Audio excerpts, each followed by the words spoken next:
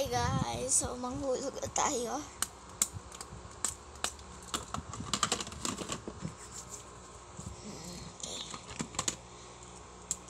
Okay. 50 pesos.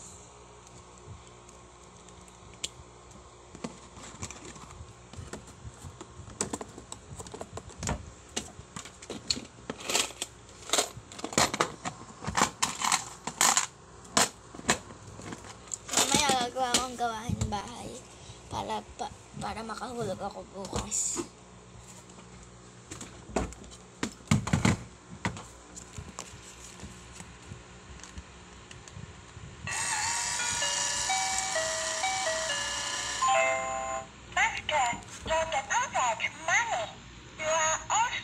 So guys, sobrang excited ako kasi 3 araw na lang bago kami pumunta sa cinema. Sobrang excited ako.